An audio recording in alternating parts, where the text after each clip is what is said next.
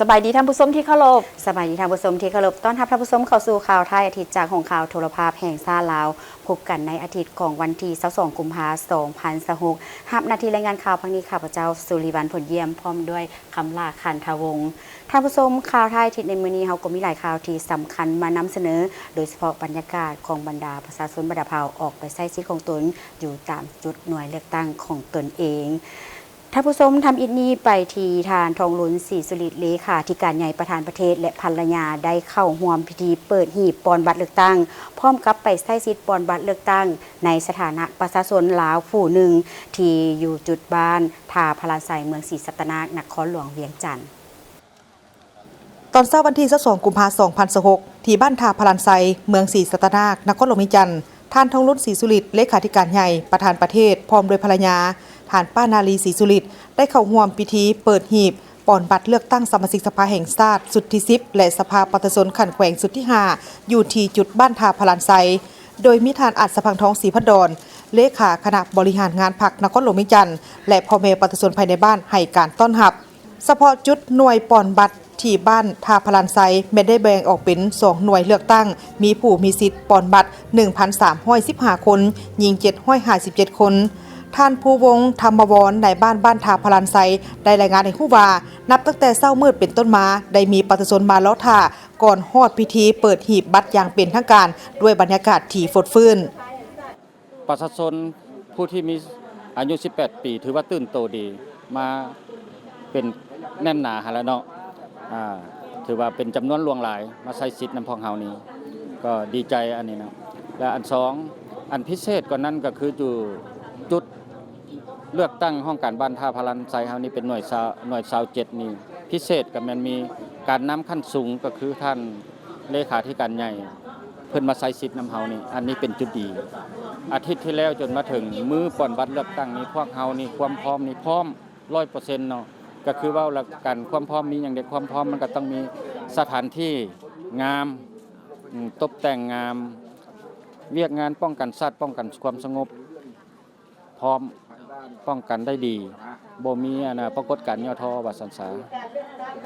สำหรับเมืองศรีสัตนาประกอบมี37บ้านมี77หน่วยเลือกตั้งมีพลเมืองทั้งหมด69,234 คนเป็นหญิง 34,338 คนมีผู้มีสิทธิ์ปอนบัตรเลือกตั้งตัวจริง 51,882 คนเป็นหญิง 26,283 คนในนี้หน่วยเลือกตั้งบ้านมี62หน่วยเลือกตั้งมีพลเมืองทั้งหมด 58,926 คนหญิง 31,199 คนผู้มีสิทธิ์ปอนบัตรเลือกตั้ง 41,408 คนเป็นหญิง 23,049 คนและมีหน่วยเลือกตั้งเคลื่อนที่4หน่วยเลือกตั้งกรณีผู้มีสิทธิ์เลือกตั้งบ่สามารถมาได้เมืองศรีสัตนาของเราก็มี77หน่วยเลือกตั้งพิเศษนะหันก็มีส่วน4หน่วยเลือกตั้งมีการเคลื่อนที่เนาะในการเคลื่อนที่พวกเราเน้นใส่ผู้เฒ่าผู้แก่ที่มาบ่ได้คนเจ็บที่นอนอยู่โรงหมอปัจจุบันนี้โรงหมอเมืองศรีสัตนาของเราก็คันสูงกลางก็ถือว่ามีหลายแห่งเนาะนับแต่โรงหมอสดโรงหมอ103โรงหมอเศรษฐาธิราชถือว่าพวกเราก็ได้เน้นใส่ตรงจุดนั้นแล้วก็โรงหมอหามิสาพวกเราก็ได้เน้นใส่ตรงนั้นเป็นต้นเป็นผู้คนเจ็บและผู้พ่อแม่พี่น้องที่มาเฝ้าคนเจ็บนั่นแหละคือบ่สามารถไปปอนสถานที่ต่างๆอยู่ในหน่วยปฏิบัติของบ้านเพิ่นเนาะพวกเฮาก็ได้เน้นตัวนั้นในหน่วยเคลื่อนที่พวกเฮา4หน่วยคือแบบนั้นเนาะพวกเฮาประกันพวกเฮาก็ได้รับประกันว่าบ่มีให้เกิดเหตุให้ต่างๆเกิดขึ้นอยู่ในหน่วยปฏิบัติเป็นต้นเป็นปรากฏการณ์ย่อท้อต่างๆเนาะพวกเฮาก็รับประกันได้ว่าให้มีความสงบปลอดภัย 100% เนาะครับให้พ่อแม่ประชาชนได้มีความเบิกบานม่วนซื่นในการประกอบส่วนในการปฏิบัติในครั้งนี้เนาะให้ไปมาสะดวกสบายเพราะว่าไอ้น้องกองกำลังพวกเฮาก็ได้แต่ละจุดพวกเฮาก็ได้รับประกันได้ว่าให้มีความสะดวกสบายในการให้พ่อแม่ประชาชนเข้ามาใช้สิทธิ์ของตนอย่างเต็มที่เนาะพ่อแม่ประชาชนบรรดาเผ่าผู้มีสิทธิ์ปอนบัตรเลือกตั้งสาวนครหลวงเวียงจันทน์เว้ารวมเว้าเฉพาะก็คือประชาชนภายในบ้านทาพลานไซเมืองศรีสัตนาแม่นได้พร้อมกันออกมาใช้สิทธิ์ด้วยบรรยากาศที่ฟดฟื้นมีรู้สึกดีใจที่ได้มาใช้สิทธิ์เลือกตั้ง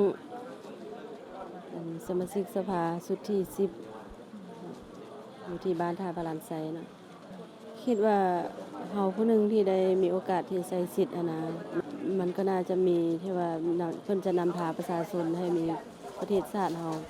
เจริญรุ่งเรืองได้เนาะ ส่วนประชาชนเนาะส่วนประชาชนมาได้เฮาเนาะให้มาใช้สิทธิ์ใช้เสียงในการเลือกตั้งครั้งนี้เนาะ พลเมืองเราก็มีความรู้สึกภาคภูมิใจ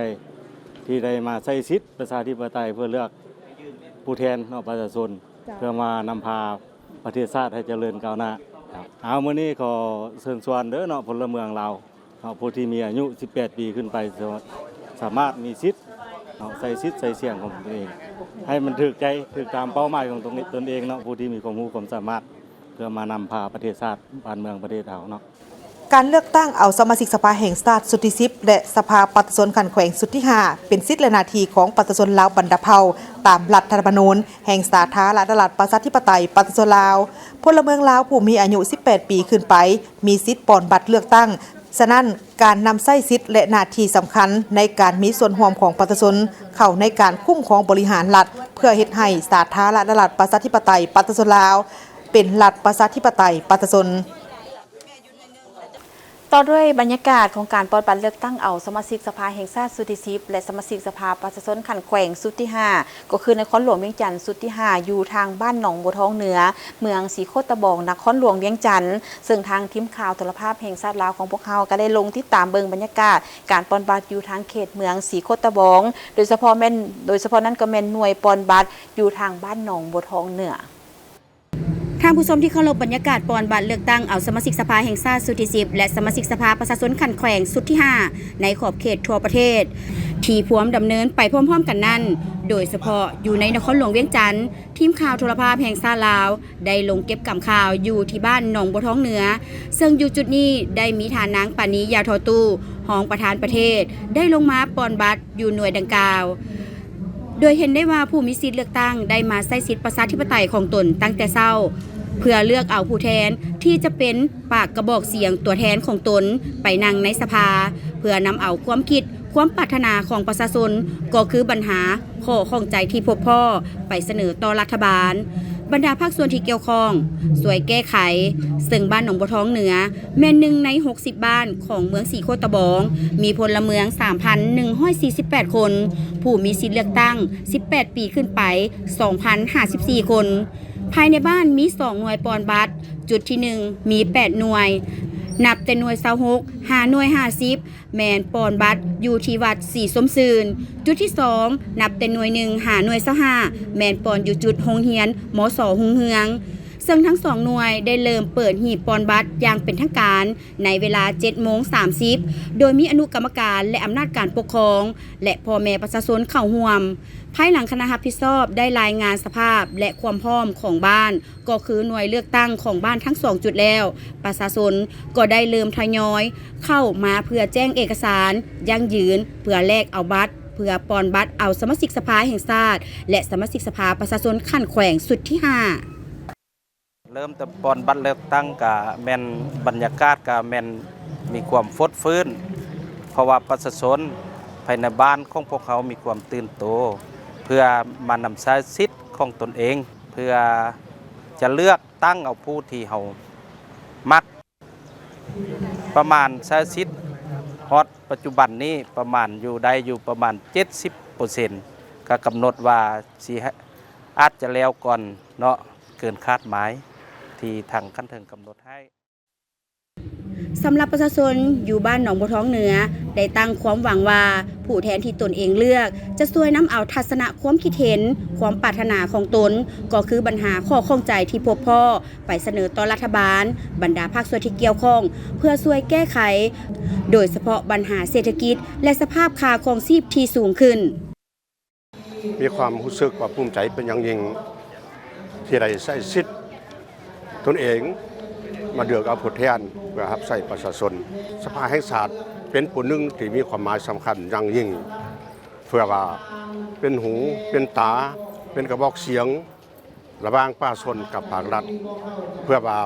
พร้อมกันหันเข้ามาสู่ในการพัฒนาสังคมประชาชนให้มันถึกป้องรองแถวเฮ็ดให้ประชาชนเมืองของเรามีความเจริญรุ่งเรืองขึ้นภายหน้าเพื่อมาพัฒนาประชาชนบ้านเมืองให้มันดีขึ้นแต่สิ่งใดในการปฏิบัติหน้าที่ผ่านมาข้างควันมันมีอันดีอันใดก็ส่งเสริมแต่ตัวใดที่มันมีจุดอ่อนข้างก็พร้อมกันได้เปลี่ยนบทเรียนเหตุจังใด ให้ประเทศชาติของพวกเฮามีความพัฒนาขึ้นนำมือนำกาวขึ้น ที่มาเลือกตั้งให้นะดีมกดีใจที่ว่าสิได้ผู้แทนใหม่แล้วก็เป็นเสื้อมันที่ของประชาชนเนาะเห็นแนวใดสิให้บ้านเมืองเฮาเจริญรุ่งเรืองช่วงนี้มันกำลังบ้านเมืองเฮากำลังเจริญรุ่งเรืองเนาะหนทางแนวใดมันสิสะอาดสะอ้านหั่นนะก็ฝากที่ทั้งผู้แทนเฮานี่เนาะ สำหรับคณะรับผิดชอบเลือกตั้งยูเขตนี้เฮ็ดเวียกนักเหมือนกับเขตอื่นๆในการห่างหากักเกี่ยมสถานที่โฆษณาประชาสัมพันธ์ให้ประชาชนรับรู้เข้าใจอย่างลึกซึ้งเกี่ยวกับบ้านเลือกตั้งโดยเฉพาะรายชื่อชีวประวัติย่อของผู้สมัครรับเลือกตั้งและวิธีการลงคะแนนเพื่อให้ประชาชนได้เข้าใจอย่างลึกซึ้งต่อการเลือกตั้งในครั้งนี้พร้อมเดียวกันนี้ทางคณะรับผิดชอบเลือกตั้งเขตบ้านหนองบัวทองเหนือเพิ่นได้อำนวยความสะดวกเป็นอย่างดีเพื่อให้พ่อแม่ประชาชนได้มาใช้สิทธิประชาธิปไตยของตนอย่างสะดวกและเชื่อมั่นว่าการเลือกตั้งครั้งนี้จะดำเนินไปด้วยดีและได้รับผลสำเร็จตามคาดหมายที่วางไว้ท่านผู้ชมไปต่อที่บรรยากาศปอนบัตรเลือกตั้งเอาสมาชิกสภาแห่งชาติสุดที่10และสมาชิกประชาชนขันแขวงสุดที่5อยู่ที่ทางบ้าน4บนเฮืองเมืองจันทบุรีนครหลวงเวียงจันทน์ ท่านผู้ชมที่เคารพบรรยากาศการปอนบัตรเลือกตั้งเอาสมาชิกสภาแห่งชาติสุดที่10และสภาประชาชนขันแขวงสุดที่5อยู่วัด4บนเฮืองในมื้อนี้เห็นได้ว่าผู้มีสิทธิ์ปอนบัตรเลือกตั้งมาใช้สิทธิประชาธิปไตยของตนตั้งแต่เช้าเพื่อเลือกเอาผู้แทนของตนไปนั่งในสภาซึ่งบ้านสีบนเฮืองมีผู้มีสิทธิ์ปอนบัตรเลือกตั้งทั้งหมด 1,240 คนหญิง640 คนสำหรับหน่วยปอนบัตรที่วัดบ้านสีบุญเฮืองเป็นอีกจุดหนึ่งที่โทรภาพแห่งชาติลาวทำการถ่ายทอดสดให้ท่านผู้ชมได้เห็นบรรยากาศบัตรเลือกตั้งประวัติศาสตร์ครั้งนี้ซึ่งจุดนี้มีท่านไสสมพรพรหมวิหารกรรมการกลุ่มการเมืองศูนย์กลางพรรคประธานสภาแห่งชาติมาใช้สิทธิประชาธิปไตยปอนบัตรคัดเลือกเอาผู้แทนไปเฮ็ดหน้าที่อันทรงเกียรติในสภาแห่งชาติและสภาประชาชนนครหลวงเวียงจันทน์ท่านผู้ชมบ้านสีบนเฮืองมีเนื้อที่ทั้งหมด 311,114 ตารางเมตรประกอบมี329หลังคาเรือนและ344ครอบครัวมีประชากรทั้งหมด 1,954 คนเพศหญิง985 คนในนี้ผู้มีสิทธิ์ปอนบัตรเลือกตั้งมีทั้งหมด 1,240 คนเพศหญิง640 คนในนามพลเมืองลาวผู้หนึ่งข้าพเจ้าก็รู้สึกภาคภูมิใจเป็นอย่างยิ่งที่ได้ปฏิบัติสิทธิพันธะของตัวเองในการเลือกเอาตัวแทนที่ดีเอาผู้สมาชิกสภาแห่งชาติก็คือสมาชิกสภาประชาชนครบมาตรฐานเงื่อนไขเข้าไปปฏิบัติหน้าที่อยู่สภาแห่งชาติก็คือสภาประชาชนขันแขวงขันนครหลวงเพื่อเป็นตัวแทนของพ่อแม่พี่น้องประชาชนผู้มีสิทธิ์เลือกตั้งทั้งหมดและปฏิบัติพันธะมีอย่างสำคัญในหนึ่งก็ปกป้องสิทธิและผลประโยชน์ของประชาชนสองก็ช่วยปัญหาต่างๆที่เขาเจ้าเดือดร้อนอันที่สามก็ออกแห่งโฆษณาเผยแพร่รัฐธรรมนูญกฎหมายให้กว้างขวางลึกซึ้งเพื่อให้ประชาชนเขาได้พนักงานสมาชิกพรรคฐานตำรวจคือประชาชนบรรพเผ่านี่ฮู้เข้าใจและปฏิบัติให้เข้มงวดตามรัฐธรรมนูญกฎหมายพอผ่านมาพ่อเองก็มีหลายอันก็เฮ็ดบ่ทันได้ครบถ้วนหมดถูกต้องหมดตามกฎหมายรัฐธรรมนูญฉะนั้นปัญหานี้ก็เป็นหน้าที่หนึ่งของพลเมืองจะต้องให้การติดตามกฎกาต่อผู้แทนที่ตนเองเลือกได้ทีมงานพวกเขาได้สัมภาษณ์ประชาชนที่ปฏิบัติพันธะและสิทธิของตนในการมาเลือกตั้งครั้งนี้ต่างก็มีความหวังว่าผู้แทนที่ตนเองเลือกจะช่วยนำเอาทัศนะความคิดเห็นความปรารถนาของประชาชนก็คือปัญหาข้อข้องใจที่พบพ่อไปเสนอต่อรัฐบาลภาคส่วนเกี่ยวข้องเพื่อช่วยแก้ไขให้ทวงทันมีประสิทธิภาพและยืนยงโดยเฉพาะปัญหาปรากฏการณ์ย่อท่อต่างๆในสังคมเป็นต้นยาเสพติดกีรักงัดแงะรวมไปถึงพื้นฐานโครงล่างถนนหนทางและสภาพเศรษฐกิจปากท้องที่ค่าครองชีพยังสูงขึ้นซื้อสุเรียนอายุ74ปีโอ้พอใจดีใจหลายได้มาป้อนบัตรเลือกตั้งผู้แทนมื้อนี้รู้สึกมีความดีใจและภาคภูมิใจที่มีสิทธิ์เลือกตั้งผู้แทนที่ว่าได้มาป้อนบัตรมื้อนี้มีความรู้สึกภาคภูมิใจในการจัดตั้งพรรคหลักของเฮารู้สึกดีใจที่ได้ใส่สิทธิ์ของตัวเองในนามประชาชนผู้หนึ่งพวกเฮาก็ในนามประชาชนบ้านสีบุญเฮืองขอเฮียนเชิญทุกท่านที่มีสิทธิ์เลือกตั้ง ให้เขามาใส่สิทธิ์ของพวกเฮาอย่างเต็มที สสที่ถือการเลือกตั้งเข้าไปนะขอให้เป็นกระบอกเสียงให้พ่อแม่ประชาชนเบิดทุกภาคส่วนทั่วประเทศขอแสดงความยินดีกับผู้ที่ได้รับเลือกตั้งส่วนคณะกรรมการก็คือคณะผิดชอบเลือกตั้งอยู่เขตบ้านนี้ให้ฮู้ว่าเพื่อรับประกันให้การดำเนินการปอนบัตรเป็นไปอย่างมีระเบียบเรียบร้อยและปลอดภัยทางบ้านได้แบ่งความผิดชอบออกเป็น29หน่วย10จุงานและได้กำหนดเอา2จุดเป็นบ่อนเลือกตั้งเพื่ออำนวยความสะดวกให้แก่พ่อแม่ประชาชนในการใช้สิทธิ์ของตนคือจุดที่1แม่นผู้มีสิทธิ์ปอนบัตรเลือกตั้งตั้งแต่หน่วยที่1หาหน่วยที่14ปอนบัตรอยู่จุดห้องการบ้านสีบุญเฮืองและจุดที่2แม่นผู้มีสิทธิ์ปอนบัตรเลือกตั้งตั้งแต่หน่วยที่15หาหน่วยที่30ปอนบัตรอยู่วัดบ้านสีบุญเฮืองโดยรวมแล้วประชาชนอ้อมข้างเมืองจันทบุรีเห็นว่ามีความตื่นตัวและพร้อมกันมาใส่สิทธิ์ของตัวเองหลายพอสมควรเนื่องจากว่าพวกเฮาได้โฆษณาประชาสัมพันธ์ถึงหน่วย10หลังคาเรือนก็เห็นว่าประชาชนได้มาตั้งแต่เช้าเวลาเปิดหีบบัตรก็เริ่มมาบางท่านก็มาก่อนอันนี้มันก็แสดงถึงความรับผิดชอบและความเข้าใจถึงพ่อแม่ประชาชนในบัตรเลือกตั้งในครั้งนี้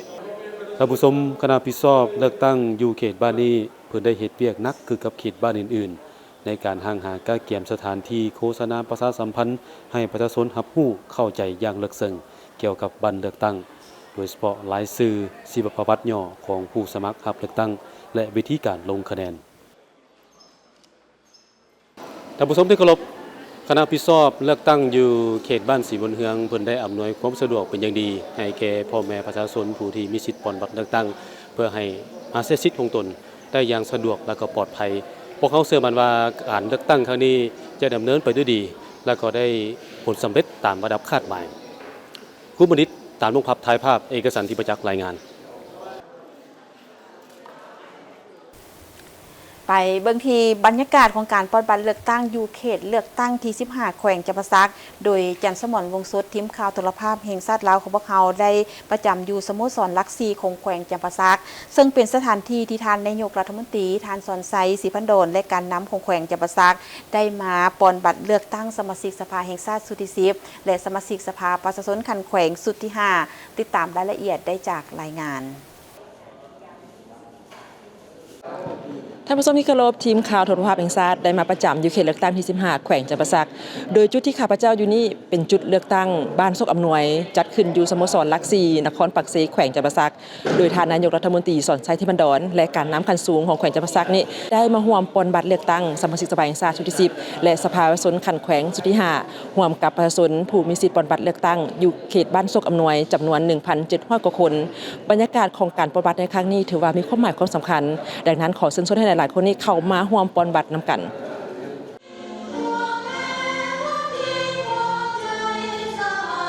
ข้าพเจ้าตั้งหน้าให้คณะผิดชอบหน่วยปอนบัตรเลือกตั้งขอประกาศไขพิธีปอนบัตรเลือกตั้งเอาสมาชิกสภาแห่งชาติชุดที่10และสมาชิกสภาประชาชนขันแขวงชุดที่5อย่างเป็นทางการนับแต่เวลานี้เป็นต้นไปขอขอบใจ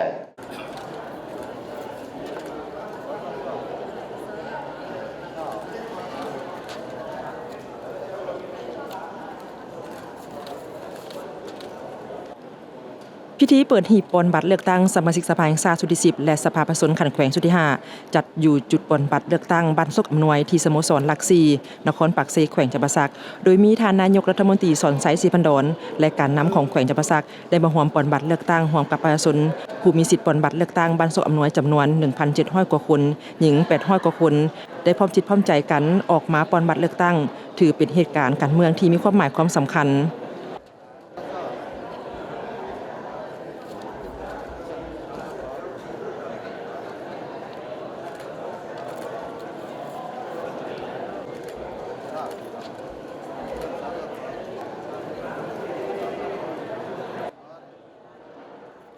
การเลือกตั้งสมาชิกสภาแห่งชาติชุดที่10และสภาประชาชนขันแขวงชุดที่5เนื้อแท้เป็นการสืบต่อจัดตั้งปฏิบัติผันขยายเนื้อในจิตใจมติองค์ประชุมใหญ่ของพรรค ในการเสริมขยายสิทธิประชาธิปไตย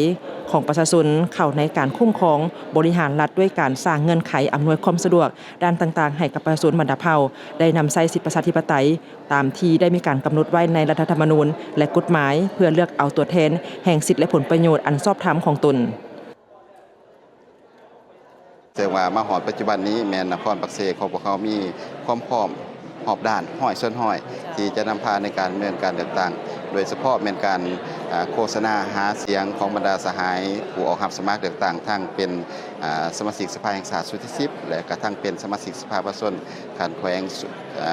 สุดที่5พร้อมเดียวกันนั้นก็ได้มีการเฮ็ดกระบวนการโฆษณาประชาสัมพันธ์ให้พ่อแม่ประชาชนรับรู้และเข้าร่วมอยู่ในการปฏิบัติเลือกตั้งอยู่ในทั่วนครด้านประชาชนอยู่บ้านซกอำนวยผู้มีสิทธิ์ปอนบัตรเลือกตั้งได้มีความห่าวหันพร้อมกันออกมาใช้สิทธิ์ใช้เสียงอย่างเป็นขบวนฟดฟื้นและคาดหวังกับบรรดาสมาชิกสภาแห่งชาติและสภาประชาชนขันแขวงที่ตนได้มีการคัดเลือกเอาไว้เป็นตัวแทนประชาชนไปเฮ็ดเวียกในสภาจ้ะอันแม่ว่าให้ฟังนิดนึงได้มื้อนี้มาปอนบัตรนี่จักเทื่อแล้วแม่นี่เป็นครั้งที่3ครั้งที่3โดยภาคภูมิใจที่ได้เลือกเอาผู้นำที่ดีมาบริหารบ้านเมืองบ้านศึกษาก็ดีใจน้ำเพิ่นเลยพวกเฮาก็อยู่เย็นเป็นสุขบ้านศึกษานำแต่การครองชีพว่าความสงบบ้านเมืองนะก็ถือว่าดีแต่ละทานที่มาขึ้นเป็นผู้นำก็เห็นบ่ดีหั่นแหละบ้านเมืองก็เจริญก้าวหน้ากว่าแต่เก่านะจุดเด่นของมื้อนี้ก็ถือว่าดีกว่าทุกเทื่อตามแม่เบิ่งหั่นนะเพราะว่ามีขันน้ำผู้ใหญ่ลงมานะถือว่าเห็นว่าคิดว่าเพิ่นก็เอาใจใส่ดีหั่นนะถือว่าโอ้ดีใจหลายตัวนี้เพราะว่าเห็นเปิด3เทื่อแม่นนำใจสิทธิ์นะผู้ใดของเฮาที่ว่าอันนี้ภูมิใจว่าจ้าที่ใส่สิทธิ์ที่เฮามีเพื่อเลือกเอาการนำที่ว่ามาแก้ไขปัญหาบ้านเมืองให้สะดวกสบายให้อันนี้ขึ้นพัฒนาขึ้นพวกเราจ้ามาเท่านี้ถือว่าเห็นมีการเปลี่ยนแปลงบ่เห็นบรรดาสื่อต่างๆนี่เป็นจังได๋แน่เจ้าก็ถือว่าดีแต่ละทานก็ถือว่าเป็นผู้แทนเนาะเลือกกันมาเนี่ยก็แม่นที่ว่ามีความสามารถที่ว่าจะมาแก้ไขปัญหานักก็แม่นพัฒนาบ้านเมืองเนี่ยว่าจะให้เจริญรุ่งเรืองขึ้นกว่าเก่าต่างๆเพราะว่าเทียบทันกับนานาประเทศของเขานะให้มันเก่าไปจุดนั้นแหละการเลือกตั้งเอาสมาชิกสภาแห่งชาติและสภาประชาชนขันแขวงเป็นสิทธิและหน้าที่ของบรรดาทานตามที่ได้มีการกำหนดไว้ในรัฐธรรมนูญแห่งสาธารณรัฐประชาธิปไตยประชาชนลาวฉบับปรับปรุงการเลือกตั้งสมาชิกสภาแห่งชาติชุดที่10และสภาประชาชนขันแขวงอยู่เขตเลือกตั้งที่15แขวงจำปาสักมีพนักงานการนำพาคุ้มครองขันศูนย์กลางขันแขวงนครและเมืองแนวลาวสังซาสหพันธ์นักรบเก่าองค์การมหาชนของพรรคและรัฐออกรับสมัครรับเลือกตั้งเป็นสมาชิกสภาแห่งชาติและสภาประชาชนขันแขวงพร้อมนั้นยังมีผู้สมัครจากกลุ่มเขตธุรกิจการผลิตสั้นคนและปัญญาชนสำหรับยุคแขวงจำปาสักมีผู้ออกรับสมัครเลือกตั้งเป็นสมาชิกสภาแห่งชาติชุดที่10จำนวน20ทานหญิง5ทานจากส่วนกลาง7ทานหญิง3ทานจากท้องถิ่น13ทานหญิง2ทานในนั้น20ทานแม่นเลือกเอา15ทานขีดออก5ทานและผู้ออกรับสมัครเลือกตั้งเป็นสมาชิกสภาประชาชนขันแขวงชุดที่5จำนวน70ทานหญิง20ทานเลือกเอา50ทานขีดออก20ทานในทั่วแขวงและได้มีการแบ่งเสมอภาพกันในแต่ละเมืองมีผู้ออกรับสมัครเป็นสมาชิกสภาประชาชนขันแขวง7ทานเลือกเอา5ทานขีดออก2ทานเฉพาะอยู่นครปากเซมี67หน่วยปอนบัตรมีพลเมือง 84,007 คนหญิง 42,600 กว่าคนมีจำนวนผู้มีสิทธิ์ปอนบัตรเลือกตั้งตามสมโนครัว 48,459 คนหญิง 25,100 กว่าคนทั่วแขวงจำปาสักมีหน่วยปอนบัตร615หน่วยพลเมือง 800,000 กว่าคนหญิง 44,000 กว่าคนมีจำนวนผู้มีสิทธิ์ปอนบัตรเลือกตั้ง 460,000 กว่าคนหญิง 234,400 กว่าคนวิรมณีไทยภาพจันทร์สมรวงศ์สดรายงานจากเขตเลือกตั้งที่15แขวงจำปาสัก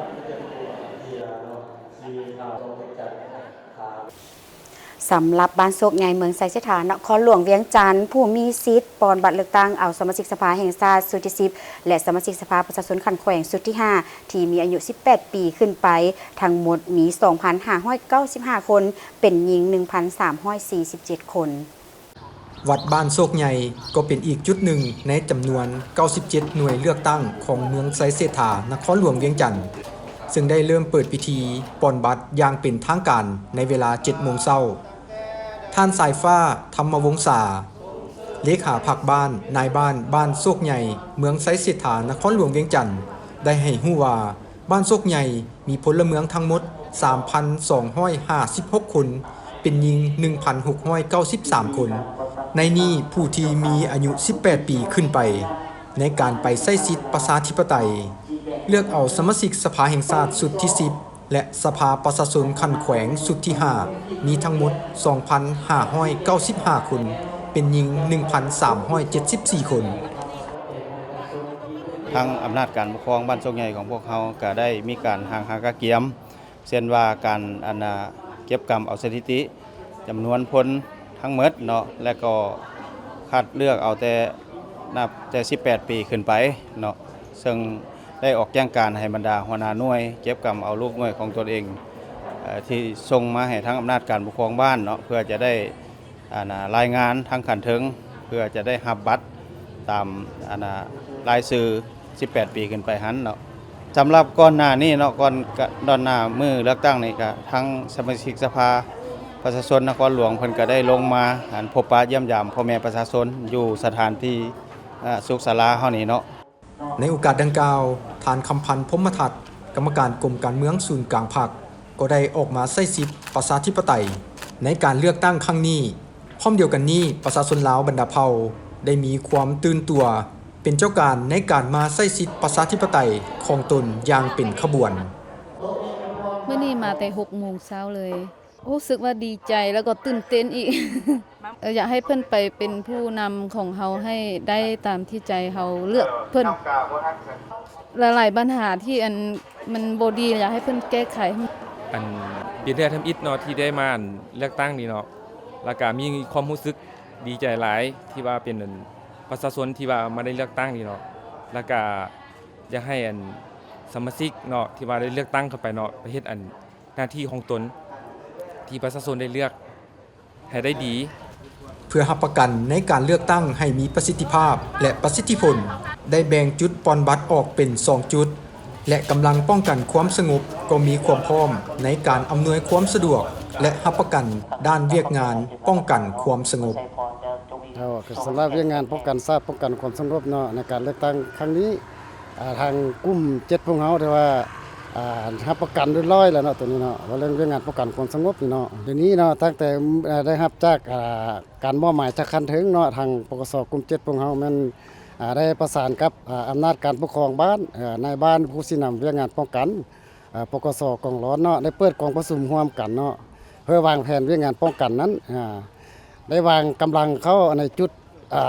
หน่วยปอนบัตรเพราะว่ากลุ่มของพวกเฮานี้ที่ว่ามีหน่วยปอนบัตรทั้งหมดนี่ที่ว่า10หน่วยได้วางกำลังเข้าเพียบพร้อมเนาะรับประกัน 100% เนาะการเลือกตั้งเอาสมาชิกสภาแห่งชาติสุดที่10และสภาประชาชนขันแขวงสุดที่5เป็นสิทธิและหน้าที่ของประชาชนลาวบรรดาเผ่าตามรัฐธรรมนูญแห่งสาธารณรัฐประชาธิปไตยประชาชนลาวพลเมืองลาวผู้มีอายุ18ปีขึ้นไปมีสิทธิ์ปอนบัตรเลือกตั้งฉะนั้นการนำใช้สิทธิ์หน้าที่อันสำคัญในการมีส่วนร่วมของประชาชนเข้าในการคุ้มครองบริหารรัฐเพื่อเฮ็ดให้สาธารณรัฐประชาธิปไตยประชาชนลาวเป็นรัฐประชาธิปไตยประชาชน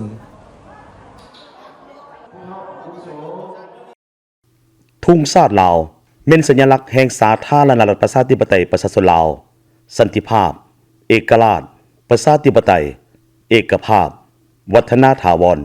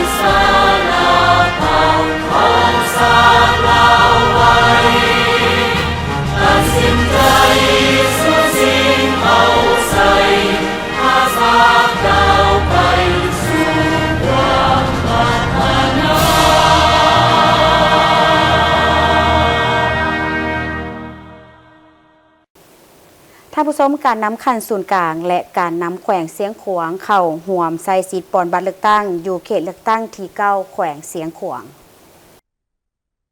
แหล่งข่าวจากทางแขวงเสียงขวางให้ฮู้ว่าในตอนเช้าของวันที่22กุมภาพันธ์2026นี้นับว่าเป็นปางบุญใหญ่บรรยากาศของการปอนบัตรเลือกตั้งสมาชิกสภาแห่งชาติสุดที่10และสภาปฏิสนขันแขวงเสียงขวางสุดที่5อยู่ที่จุดปอนบัตรสโมสรของเมืองแปก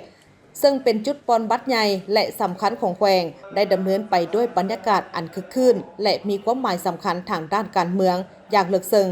ให้เกียรติเข้าร่วมใช้สิทธิ์ปอนบัตรในครั้งนี้โดยมีท่านกี่แก้วไข่คำพิทูลกรรมการกรมการเมืองศูนย์กลางพรรคประธานศูนย์กลางแนวลาวสังชาติในนามผู้สมัครสมาชิกสภาแห่งชาติเขตเลือกตั้งที่9แขวงเสียงขวางนับเบอร์1และท่านภูวงศ์อุ่นคำแสนกรรมการศูนย์กลางพรรคเลขาพรรคแขวงเสียงขวางผู้สมัครสมาชิกสภาแห่งชาติเขต9แขวงเสียงขวางนับเบอร์2พร้อมด้วยบรรดาการนำลักแรงของทั้งแขวงเมืองพนักงานรัฐกรและประชาชนภายในเทศบาลของเมืองแปกเขาห่วมอย่างพร้อมเพียงสำหรับเขตเลือกตั้งที่9แขวงเสียงขวางมีผู้สมัครรับเลือกตั้งสมาชิกสภาแห่งชาติสุดที่10จำนวน10ทานหญิง3ทานเลือกเอา7ทานและสมาชิกสภาปฏิสนขันแขวงสุดที่5จำนวน49ทานหญิง13ทานเลือกเอา35ทานมีจำนวนผู้มีสิทธิ์ปอนบัตรเลือกตั้ง 174,419 ทานมีหน่วยปอนบัตร432หน่วยและหน่วยเคลื่อนที่อีกจำนวนหนึ่งเพื่ออำนวยความสะดวกให้แก่การปอนบัตรให้มีความว่องไวและบ่แออัดพร้อมนั้นคณะกรรมการยังได้จัดวางหีบปอนบัตรไว้อย่างละเอียดโดยได้แบ่งออกเป็นแต่ละโต๊ะตามรายชื่ออย่างเป็นระเบียบพิธีแม่นได้เริ่มต้นด้วยการกวดกาและเปิดหีบปอนบัตรอย่างโปร่งใสต่อหน้าผู้ที่เข้าร่วมทุกชั้นคนบรรดาการนำศูนย์กลางแขวงเมืองผู้มีสิทธิ์เลือกตั้งและหับบัตรเลือกตั้งเพื่อเข้าห้องลับเพื่อคัดเลือกเอาบุคคลที่มีมาตรฐานเงื่อนไขครบถ้วนและเป็นตัวแทนให้แก่สิทธิผลประโยชน์ของประชาชนอย่างแท้จริงซึ่งแต่ละจุดเบ้ารวมปสพอยู่ที่สโมสรของเมืองแปกก็ได้มีการจัดสรรสถานที่อย่างเป็นระเบียบมีการติดใบรายชื่อและรูปประวัติย่อของผู้รับสมัครเลือกตั้งเพื่อให้ผู้ที่มาใช้สิทธิ์ได้มีการศึกษาข้อมูลอย่างละเอียดก่อนตัดสินใจการมาปอนบัตรอยู่ที่แขวงเสียงขวางก็คือจุดใหญ่เทศบาลในมื้อนี้แสดงให้เห็นถึงความสามัคคีเป็นปึกแผ่นและความตื่นตัวทางด้านการเมืองของประชาชนบรรดาเผ่าแขวงเสียงขวางพร้อมกันมาใช้สิทธิ์ของตนในการเลือกเอาสมาชิกสภาแห่งชาติและสมาชิกสภาประชาชนขันแขวงเพื่อเป็นตัวแทนแห่งสิทธิอำนาจและผลประโยชน์ของประเทศชาติก็คือประชาชนเพื่อประกอบส่วนเข้าในการสร้างสรรค์พัฒนาประเทศชาติโดยเฉพาะแม่นแขวงเสียงขวางให้มีความเข้มแข็งและมีความเจริญรุ่งเรืองไปต่อที่บรรยากาศโดยรวมของการปอนบัตรเลือกตั้งสมาชิกสภาแห่งชาติสุดที่10และสมาชิกสภาประชาชนขันแขวงสุดที่5จุดหน่วยเลือกตั้งวัดทัดหลวงใต้เมืองไซสิฐานนครหลวงเวียงจันทร์ซึ่งเห็นได้ว่ามีผู้มีสิทธิ์ปอนบัตรในเขตดังกล่าวออกมาใช้สิทธิ์ของตนเองอย่างเต็มส่วนพิเศษหน่วยนี้ได้มีท่านจุมลีสัญญสอนอดีตเลขาธิการใหญ่อดีตประธานประเทศก็ได้ออกมาปอนบัตรเอาสมาชิกสภาแห่งชาติและสมาชิกสภาประชาชนขันแขวงเช่นกันนี่เป็นการแสดงให้เห็นถึงความสำคัญและความเป็นแบบอย่างน้ำหน้าในฐานะที่เป็นพลเมืองลาวผู้หนึ่งซึ่งบรรยากาศจะเป็นอย่างไรนั้นติดตามได้จากรายงานท่านผู้ชมที่เคารพเว้าแทการปอนบัตรเลือกตั้งสมาชิกสภาแห่งชาติสุดที่10และสมาชิกสภาประชาชนขั้นแขวงสุดที่5นี้แม่นเหตุการณ์ประวัติศาสตร์หนึ่งที่มีความหมายความสำคัญที่สุดของพลเมืองลาวทั้งชาติบ่ว่าจะเป็นพลเมืองลาวที่ปฏิบัติหน้าที่เวียกงานอยู่ต่างประเทศเป็นคิดใหม่แห่งการเสริมขยายปฏิบัติสิทธิ์ของประชาชนบรรดาเผ่าและแม่นขบวนการทางด้านการเมืองของตนเองในการเลือกเอาบุคคลที่มีมาตรฐานครบถ้วนเข้าไปในสภาแห่งชาติและสภาประชาชนขั้นแขวงเพื่อเป็นตัวแทนในการปฏิบัติสิทธิอำนาจของประชาชนบรรดาเผ่าในสภาแห่งชาติและเป็นการปรับปรุง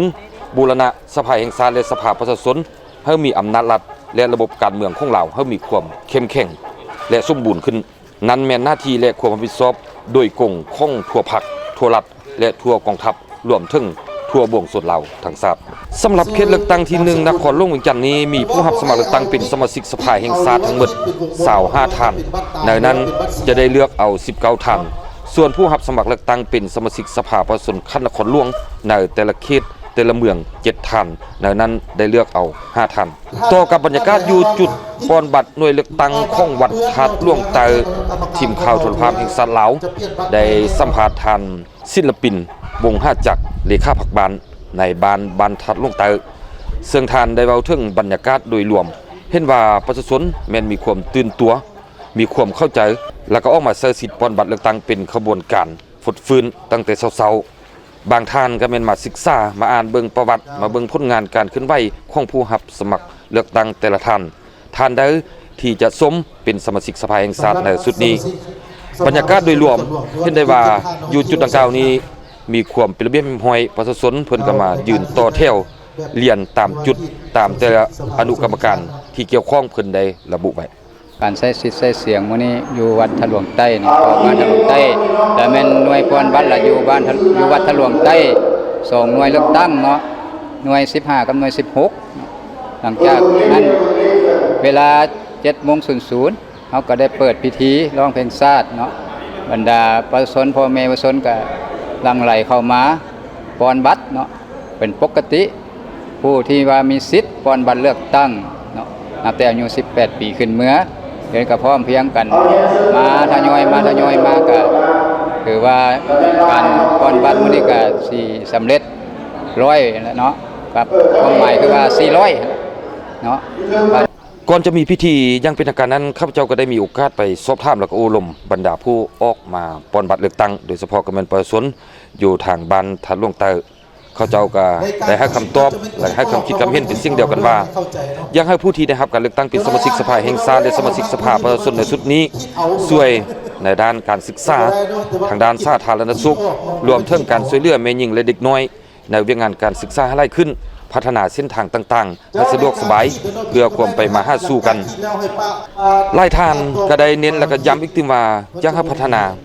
เกี่ยวกับการแก้ไขปัญหาทางด้านเศรษฐกิจปากท้องของประชาชนนี้แท้ๆอยากได้ผู้แทนที่ว่าเพิ่นนำพาบ้านเฮาแบบให้เจริญหั่นแหละเนาะแบบบันให้เจริญก้าวหน้าแบบสร้างสาบ้านเมืองหั่นนะให้มีความรุ่งเรืองกว่านี้อีกนะ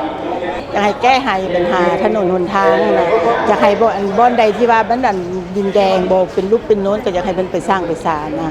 อยากให้มันเดินเที่ยวสะดวกซั่นๆเนาะเที่ยวเพิ่นแก้ไขที่ว่าถนนหนทางอ่ะล่ะที่ว่านั่นอันบางเทื่อมันมีขี้เหงื่อมีอย่างไรฮะนะเอาก็อยากให้เบิ่งพวกที่ว่าอันนั้นให้มันสะอาดสะอ้างตื้มอีกนะเรื่องเศรษฐกิจหั่นล่ะให้เพิ่นพัฒนาให้เจริญทอนประเทศอื่นนั่นล่ะหรือว่ามันยังอยากหน่อยนึงมันยังอยากล่าหลังหน่อยนึงเฉพาะหน่วยเลือกตั้งอยู่จุดบ้านทัดหลวงเตยของเมืองไสเสธานีเป็นหน่วยเลือกตั้งที่15และ16มีผู้มาใช้สิทธิ์ทั้งหมดแม่น 1,600 คนหญิง853 คนหน่วย15นี่แม่นหน่วยที่1ฮอดหน่วยที่21ส่วนจุดอยู่หน่วยที่16แม่นหน่วยที่22ฮอดหน่วย42เพราะว่าบ้านเก่านี้ประกอบมี42หน่วยคุ้มครองพิเศษไปกว่านั้นหน่วยนี้ให้เกียรติออกมาใช้สิทธิ์ในฐานะที่ว่าเป็นพลเมืองลาวผู้หนึ่งของทางท่านจุมมลีไสยสอนอดีตเลขาธิการใหญ่พรรคประชาชนปฏิวัติลาวอดีตประธานประเทศแห่งสาธารณรัฐประชาธิปไตยประชาชนลาวเป็นการแสดงให้เห็นถึงความสำคัญและความเป็นแบบอย่างนำหน้าในฐานะที่เป็นพลเมืองลาวโดยมีพรรคประชาชนปฏิวัติลาวนำพาในภารกิจปกปักรักษาและสร้างสรรค์พัฒนาประเทศชาติท่านผู้ชมที่เคารพนั่นก็เป็นบรรยากาศโดยรวมของจุดปอนบัตรเลือกตั้งอยู่ที่วัดทัดหลวงเตยพวกเขาก็สังเกตได้ว่าจุดดังกล่าวนี้บรรดาผู้ออกมาใช้สิทธิ์เป็นจำนวนล่วงไหลโดยเฉพาะแม่นจุดดังกล่าวของวัดทัดหลวงเตยนี้ได้มีการเปิดหีบนับตั้งแต่เวลา 7 โมงเป็นต้นมาคาดว่าจุดดังกล่าวนี้จะให้สำเร็จก่อน 4 โมงแรงของมื้อนี้นั่นเป็นบรรยากาศโดยรวมที่ทางทีมข่าวโทรภาพแห่งชาติติดตามอยู่จุดดังกล่าวศรีสุวรรณถ่ายภาพอนุรักษ์ศิริพงษ์รายงานไปต่อที่หน่วยเลือกตั้งที่7และที่8บ้านพ้นสีนวลเมืองศรีสัตนานครหลวงเวียงจันทน์เห็นได้ว่าบรรยากาศของบรรดาประชาชนออกมาใช้สิทธิ์ของตนอย่างคึกคืน ตอนเช้าของวันที่22กุมภาพันธ์2026ท่านเฉลิมไสกรมสิทธิ์กรรมการกรมการเมืองศูนย์กลางพรรครองนายกรัฐมนตรีพร้อมด้วยภรรยาได้มาใช้สิทธิประชาธิปไตยปอนบัตรเลือกตั้งสมาชิกสภาแห่งชาติสุดที่10และสภาประชาชนสุดที่5อยู่หน่วยเลือกตั้งที่7ที่ห้องการบ้านพลศรีนวลเมืองศรีสัตนานครหลวงเวียงจันทน์บ้านพลศรีนวลมี2จุดปอนบัตรเลือกตั้งคืออยู่ห้องการบ้านพลศรีนวลและโรงเรียนประถมบ้านพลศรีนวลซึ่งบ้านพลศรีนวลมีพลเมืองทั้งหมด 1,496 คนยิง813 คนมีผู้มีสิทธิ์เลือกตั้งทั้งหมด 1,082 คนยิง615 คนเฉพาะอยู่จุดห้องการบ้านหน่วยที่7มีผู้มีสิทธิ์ปอนบัตรทั้งหมด539 คนยิง318 คนและอยู่โรงเรียนประถมสมบูรณ์หน่วยที่8มีผู้มีสิทธิ์ปอนบัตรเลือกตั้งทั้งหมด543 คนยิง297 คนมื้อนี้ก็เป็นมือที่มีความหมายสำคัญของประเทศชาตินะเพราะว่าเป็นบ้านเลือกตั้งตัวแทนของประชาชนลาวเพื่อประกอบส่วนเขาในการสร้างสรรค์พัฒนาประเทศชาติโดยเป็นตัวแทนสิทธิ์ของประชาชนเขาอยู่ในสภาแห่งชาติฉะนั้นข้าพเจ้าก็อยากขอเชิญชวนให้พี่น้องพ่อแม่ประชาชนหมดทุกคนผู้ที่มีสิทธิ์ในการปอนบัตรเลือกตั้งออกมาใส่สิทธิ์ของตนเพื่อเป็นกระบอกเสียงเลือกเอาผู้แทนผู้ตั้งหน้าของตนเข้าไปในสภาการเลือกตั้งสมาชิกสภานี่เป็นเหตุการณ์ประวัติศาสตร์ของศาสตร์นั่นแหละฉะนั้นบ่อยากให้ผู้ที่มีสิทธิ์มีเสียงในการปอนบัตรนี่อยู่ซื่อๆเนาะฉะนั้นข้าพเจ้าก็ขอเชิญชวนพ่อแม่พี่น้องประชาชนหมดทุกคนนั่นแหละออกมาใส่สิทธิ์ในการเลือกตั้งเอาบุคคลที่มีความรู้ความสามารถเอาบุคคลที่ดีเด่นเพื่อตั้งหน้าให้ตนเองเข้าไปเป็นสมาชิกสภาใน5 ปีต่อหน้านี้การปอนบัตรครั้งนี้ประชาชนภายในบ้านก็พร้อมเพียงกันมาใช้สิทธิประชาธิปไตยของตนเพื่อมาปอนบัตรและรักษาได้ความเป็นระเบียบเรียบร้อยและโปร่งใสสงบปลอดภัยวันเลือกตั้งครั้งนี้เขตเลือกตั้งที่1นครหลวงเวียงจันทน์มีผู้ลงสมัครเลือกตั้งทั้งหมด25 ท่านเลือกเอา19 ท่านและสมาชิกสภาประชาชนนครหลวงสุดที่5ประจำเขตเลือกตั้งที่1มีทั้งหมด7 ท่านเลือกเอา5 ท่านเฮียงฮ้องเชิญชวนพ่อแม่ประชาชนภายในบ้านพลศรีนวลเฮาให้มาใช้สิทธิ์เลือกตั้งเอาผู้แทนที่จะมาพัฒนาบ้านเฮาหั่นแหละบ้านเมืองของเฮาให้มันมีความเจริญก้าวหน้าหั่นแหละเนาะประชาชนหลายคนได้แสดงทัศนะในบ้านเลือกตั้งในครั้งนี้ว่ารู้สึกภาคภูมิใจและดีใจที่ได้มาใช้สิทธิประชาธิปไตยของตนเลือกเอาผู้ที่มีความรู้ความสามารถมีมาตรฐานเงื่อนไขครบถ้วนที่จะเป็นตัวแทนของประชาชนลาวบรรดาเผ่าก็คือลงใกล้สิทธิติดแทศกับประชาชนเพื่อนำเอาคำคิดคำเห็นคำเสนอของประชาชนก็คือปัญหาต่างๆที่ประชาชนให้ความสนใจเป็นต้นปัญหาปรากฏการณ์ย่อท่อต่างๆที่เกิดขึ้นในสังคมนำไปเสนอต่อสภาแห่งชาติเพื่อก้าวไปสู่การปรับปรุงแก้ไขให้เป็นรูปธรรมแนวใส่ประกอบส่วนพัฒนาประเทศชาติให้เจริญก้าวหน้าและรุ่งเรืองศรีวิไลรู้สึกเป็นเกียรติมีความภาคภูมิใจเป็นอย่างยิ่งที่ได้ออกมาใส่สิทธิ์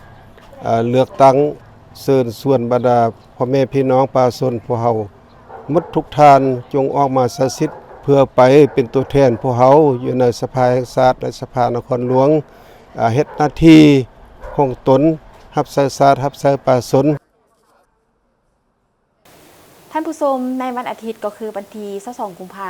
พันธ์2026นี้บรรยากาศในทั่วประเทศแม่นเต็มไปด้วยความฟดฟื้นมวลซืนเพื่อเฉลิมฉลองวันบุญใหญ่ของชาตินั่นก็คือวันเลือกตั้งสมาชิกสภาแห่งชาติสุดที่10และสมาชิกสภาประชาชนขันแขวงสุดที่5การเลือกตั้งครั้งนี้ถือว่ามีความหมายความสำคัญยิ่งในการบูรณะรัฐประชาธิปไตยประชาชนให้มีความเข้มแข็งและนักแน่นโอกาสนี้ท่านนางศรีใสลือเดชมุนสอนกรรมการกรมการเมืองศูนย์กลางภาคหัวหน้าคณะจะตั้งศูนย์กลางภาคก็ได้เข้าร่วมปอนบัตรนำใช้สิทธิประชาธิปไตยอยู่เขตเลือกตั้งที่1นครหลวงเวียงจันทน์บรรยากาศอยู่ที่นี้ตั้งแต่เช้าแม้นมีความคึกคืนเป็นพิเศษพอมีพ่อแม่พี่น้องประชาชนทุกเพศทุกวัยต่างก็มีใบหน้ายิ้มแย้มแจ่มใสเพื่อมารอท่านำใช้สิทธิ์ของตน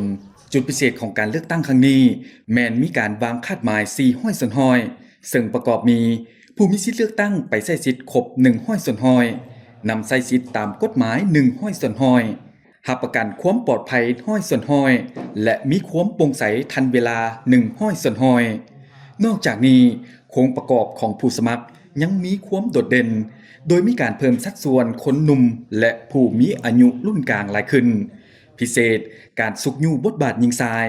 โดยวางคาดหมายให้มีแม่หญิงได้รับการเลือกตั้ง30 ส่วนห้อยขึ้นไป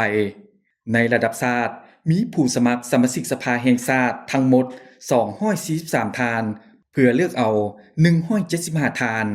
และผู้สมัครสมาชิกสภาประชาชนขันแขวง141ทานเพื่อเลือกเอา745ทานซึ่งล้วนแล้วแต่แม่นผู้ที่มีความรู้ความสามารถและมีเงื่อนไขครบถ้วนพร้อมจะเป็นตัวแทนให้ประชาชนในการประกอบคำคิดคำเห็นปัญหาต่างๆที่ประชาชนให้ความสนใจก็คือปัญหาสำคัญระดับชาติในทัศนะของข้าพเจ้าก็คืออันนั้นอยากเลือกเอาผู้ที่สามารถตอบโจทย์ให้แก่ประชาชนนี่แหละก็คืออันนั้นสามารถเป็นตัวแทนในแก่พ่อแม่ประชาชนในการให้ความคิดในการพัฒนาตัวเมืองก็คืออันนั้นบนอยู่ของประชาชนให้มีชีวิตดีขึ้นหั่นแหละก่อนน้องมาเลือกตั้งในมื้อนี้น้องเองก็ได้ศึกษาผ่านสื่อออนไลน์ก็คือทางผ่าน Facebook เนาะถึงผลงานของแต่ละทานที่น้องจะได้เลือกมื้อนี้อยากขอเชิญชวนหมู่เพื่อนทุกคนชาวหนุ่มน้ำกันมาออกสื่อออกเสียงเป็นแรงจูงใจกับทุกคนไปเลือกเอาบรรดาทานต่างๆเด้อสำหรับอยู่หน่วยเลือกตั้งบ้านผักขาวเมืองไสธานีเขตเลือกตั้งที่1นครหลวงวิจันทร์ตามตัวเลขของคณะรับผิดชอบหน่วยปอนบัตรให้ฮู้ว่าเพื่ออำนวยความสะดวกให้แก่ผู้มาใช้สิทธิ์สถานที่ปอนบัตรได้จัดขึ้นอยู่2จุดคือโรงเรียนประถมสมบูรณ์บ้านผักขาวและวัดผักขาวพันนารามมีรายชื่อผู้มีสิทธิ์เลือกตั้งทั้งหมด 3,192 คนหญิง 1,756 คนการเลือกตั้งครั้งนี้ยังได้นำเอาพนักงานนำพาคุ้มครองขั้นสูงลงสมัครหลายกว่า30ทานเพื่อเพิ่มทวีการนำพาของพรรคในองค์การตัวแทนแห่งสิทธิ์และผลประโยชน์ของประชาชนถือเป็นการพันขยายมติองค์ประชุมใหญ่ครั้งที่12ของพรรคให้เป็นรูปธรรมอย่างแท้จริงจัดสวรรค์วงเพชรพรไซมังเนาเมฆนักข่าวโทรภาพแห่งชาติลาวรายงานจากหน่วยเลือกตั้งบ้านผักขาวเมืองไสธานีนครหลวงจันทร์ไปเบิ่งที่บรรยากาศโดยรวมของจุดหน่วยเลือกตั้งวัดหนองบอนเมืองไสเสถานนครหลวงเวียงจันทน์ซึ่งในตอนเช้าของวันที่22กุมภาพันธ์2026นี้ได้มีผู้ที่มีสิทธิ์ปอนบัตรเลือกตั้งไปใช้สิทธิ์อย่างเต็มส่วนด้วยบรรยากาศที่ฝดฟื้นคับค้าหนาแน่นท่านผู้ชมที่เคารพข้าพเจ้าอยู่ที่จุดหน่วยเลือกตั้งที่18วัดหนองบอนเมืองไสเสถานครหลวงเวียงจันทน์การปอนบัตรเลือกตั้งสมาชิกสภาแห่งชาติสุดที่10และสมาชิกสภาประชาชนขันแขวงสุดที่5นี้ซึ่งแม่นการเสริมขยายอย่างแข็งแรงการปฏิบัติสิทธิประชาธิปไตยของประชาชนลาวบรรดาเผ่าโดยเฉพาะแม่นผู้มีสิทธิ์เลือกตั้งขึ้นตัวสมัครใจไปใช้สิทธิ์เลือกตั้งเอาตัวแทนของตนเป็นสมาชิกสภาแห่งชาติสุดที่10และสมาชิกสภาประชาชนขันแขวงสุดที่5เข้าเป็นเฮ็ดเวียกอยู่ที่สภาแห่งชาติและสภานครหลวงเวียงจันทน์ซึ่งเป็นองค์การตัวแทน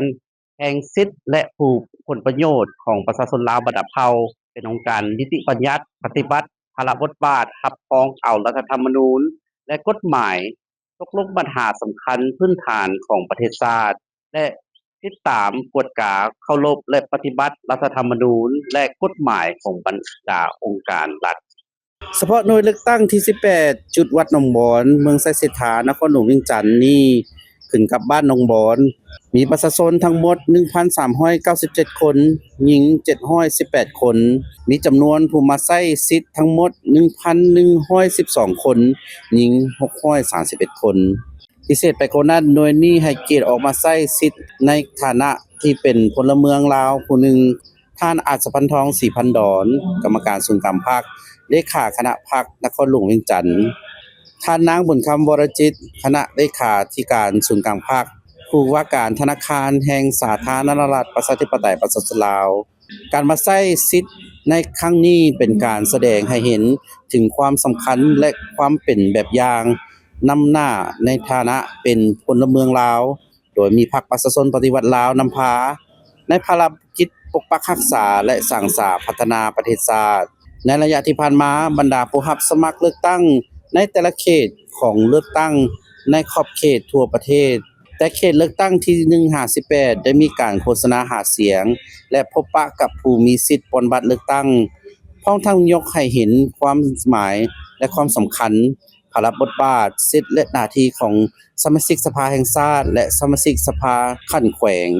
สำหรับเขตเลือกตั้งที่1นครหลวงเวียงจันทน์มีผู้รับสมัครเป็นสมาชิกสภาแห่งชาติทั้งหมด25ท่าน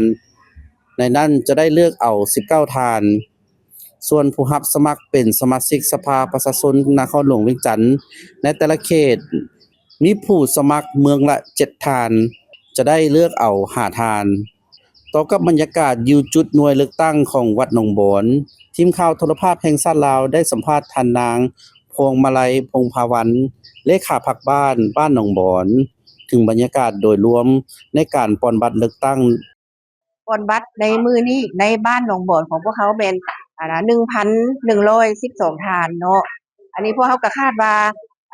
ในตอนเช้ามื้อนี้ก็คิดว่าจะอาจได้กว่าครึ่งเนาะของเพราะว่าทั้งหน่วยอันนั้นพวกเขาก็ได้ความอำนวยความสะดวกพวกเขาจะจัดเป็น6จุเนาะใน6จุนั้นแต่ละจุหั่นละแม่นจะรับผิดชอบ6หน่วยเนาะแล้วพวกเขามี30หน่วยอยู่บ้านนี่น่ะมี30หน่วยฉะนั้นจึงว่าคิดว่าพวกเขาจะพร้อมพากันเฮ็ดให้สำเร็จในไวๆเนาะแล้วบรรยากาศนี่ก็คือบรรดาท่านเห็นนั่นแหละบ่ว่าก็ค่อยทยอยกันมาแล้วประชาชนเว้าแท้ก็พวกเขาก็ได้ศึกษาแล้วก็ได้ให้เขาเจ้าได้อ่านเกี่ยวกับเงื่อนไขมาตรฐานของสมาชิกสภาระดับชาติและระดับนครหลวงที่จะได้รับการเลือกตั้งนั้นเขาเจ้าก็เข้าใจส่วนหลายเนาะมันแสดงออกบนใดบนว่าในเวลามาปอนบัตรประชาชนก็เข้าใจที่จะเลือกเอาตัวแทนของตนเองเนาะด้วยตนเองก็สมใช้สิทธิประชาธิปไตยด้วยตนเองอันนี้ก็เห็นว่าบ่ทันมีบัตรตายเนาะก็คิดถูกต้องตามมาตรฐานที่ได้วางไว้เนาะทีมข่าวโทรภาพแห่งชาติลาวยังได้สอบถามและโอ้หลุมยังบรรดาผู้ออกมาใช้สิทธิ์ปนบัตรเลือกตั้งในหน่วยนี้เขาเจ้าได้ให้คำตอบและคำคิดคำเห็นอยากให้ผู้แทนที่ได้รับการเลือกตั้งในเทื่อนี้ช่วยในเรื่องพื้นฐานของรางช่วยสร้างถนนหนทางต่างๆให้สะดวกสบายโดยรวมแล้วอยากให้สมาชิกสภาแห่งชาติสุดที่10และสมาชิกสภาขั้นแขวงสุดที่5นี้พัฒนาและเอาใจใส่เกี่ยวกับการแก้ไขปัญหาเศรษฐกิจและปากท้องของประชาชนให้มีชีวิตการเป็นอยู่ที่ดีขึ้นข้าพเจ้าอยากเสนอให้มีการที่ว่าให้สิทธิประชาธิปไตยเต็มเปี่ยมเนาะในการที่ว่าให้ประชาชนมีแนวคิดมีอยากแก้ไขปัญหาอย่างก็สามารถเสนอในขั้นเทิงได้อยากให้ขั้นเทิงรับรู้เพื่อว่าให้มาแก้ไขโดยเฉพาะนั้นปัญหาทางด้านเศรษฐกิจอยากให้ประชาชนหลุดพ้นจากความทุกข์ยากเนาะตัวนี้เป็นปัญหาที่สำคัญท่านผู้ชมที่เคารพนั่นเป็นบรรยากาศโดยรวมของการออกมาใช้สิทธิ์ปนบัตรเลือกตั้งอยู่จุดหน่วยเลือกตั้งที่18วัดหนองบอนเมืองไสเศรษฐานครหลวงเวียงจันทน์สังเกตเห็นได้ว่าผู้มีออกสิทธิ์มีปนบัตรเลือกตั้งออกมาใช้สิทธิ์เป็นจำนวนหลายและมีบรรยากาศคึกคืน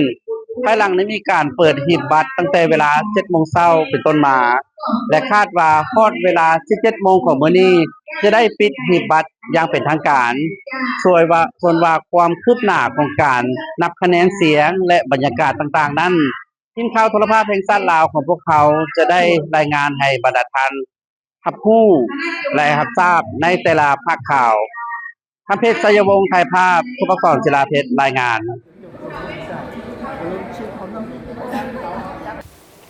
ในตอนเช้าของวันที่22 กุมภา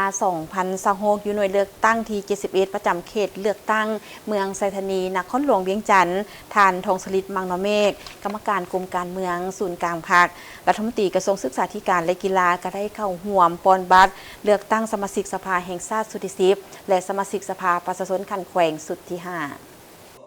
หน่วยเลือกตั้งที่71บ้านทางอ่อนประจำเขตเลือกตั้งเมืองไซธานี ได้เปิดหีบปอนบัตรเลือกตั้งในเวลา 7 โมงเช้ามีคณะรับผิดชอบการปอนบัตรของเมืององค์การจัดตั้งบ้านประชาชนผู้มีสิทธิ์ปอนบัตรเข้าร่วมอย่างหลวงหลายและเป็นขบวนการฟดฟื้นท่านในบ้านทางงอนให้ฮู้ว่าการจัดตั้งบ้านได้รับมติตกลงของคณะประจำสภาแห่งชาติ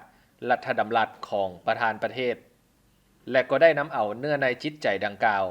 มาจัดตั้งพันธุ์ขยายและเผยแพร่ด้วยความรับผิดชอบสูงในนั้นบ้านทางงอนมีผู้ใช้สิทธิ์เลือกตั้งทั้งหมด